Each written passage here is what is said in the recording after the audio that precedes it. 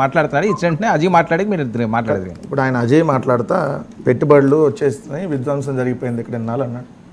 మొన్న ఈ మధ్య వేరే వాళ్ళు అన్నారు, మన కరకట్ట కొంప ఉంది కదా, కరకట్ట ఇల్లు వాళ్ళ భాష మనకు వచ్చేస్తుంది. ఆ కరకట్ట ఇంటి వెనక కృష్ణా నది ఉంటుంది. ఆల్రెడీ మొత్తం షిప్పుల్లో వచ్చి ఒక షిప్లో 10,000 కోట్లు, ఇంకో షిప్లో 5,000 కోట్లు అన్నీ రెడీగా పెట్టారు. ఇప్పుడు అమరావతిలో దూకటమే ఆలస్యంగా ఉంది, ఒక పాయింట్.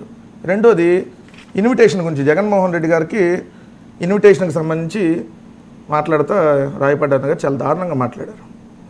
ఏమని ఆయనకి ఇన్విటేషన్ వచ్చి ప్రధానమంత్రి మోడీ గారు వచ్చిస్తాడా, యలహంక ప్యాలెస్కి వెళ్ళిస్తారా, లేదంటే తాడేపల్లి ప్యాలెస్కి వెళ్ళిస్తారా అన్నారు కదా.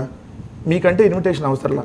దేవాంశు డ్రైవర్ ఫోన్ చేసినా కూడా, దేవాంశ్ ఫోన్ చేశాడు రమ్మని చెప్పి వాళ్ళ డ్రైవర్ వెళ్ళినా మీరు వస్తారేమో, పవన్ కళ్యాణ్ వెళ్తాడు ఇంటికి. ఎందుకంటే మీకు అలవాటే కట్టాలి, ఊడిగం చేయటం, ఆ తెలుగుదేశానికి బానిసత్వంగా బతకడం మీకు అలవాటు, అది అలవాటు అయిపోయింది.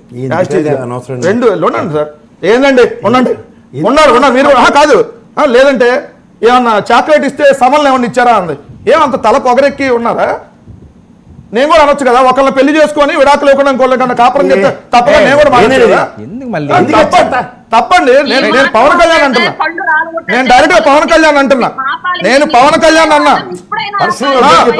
సమన్లు గిమన్లు ఏం తమాషాలుగా ఉందా? లేకపోతే మీకు నోటికి వేస్తే మాట్లాడటానికి?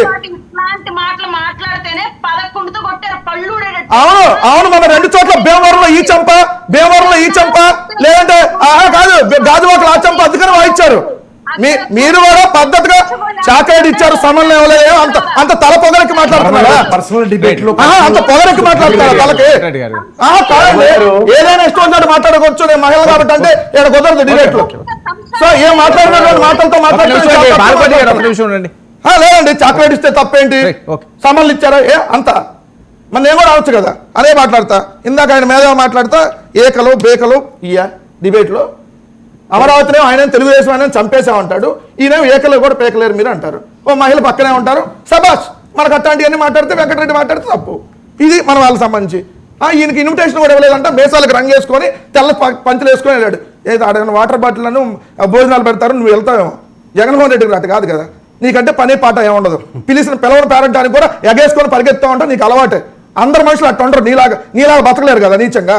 సో అందరూ అలా బతకలేరు. బాలకోట గారు మాట్లాడుతూ నేను పర్సనల్ వీళ్ళు ఏకలో పోకలు అంటే మీ అందరికి సమ్మగా ఆనందంగా ఉంటుంది. మాట్లాడుతున్నా భాష ఆపమని మాట్లాడుతున్నా తప్పు వస్తుంది. ఏంటంటే మీరు చెప్పేది ఏంటి?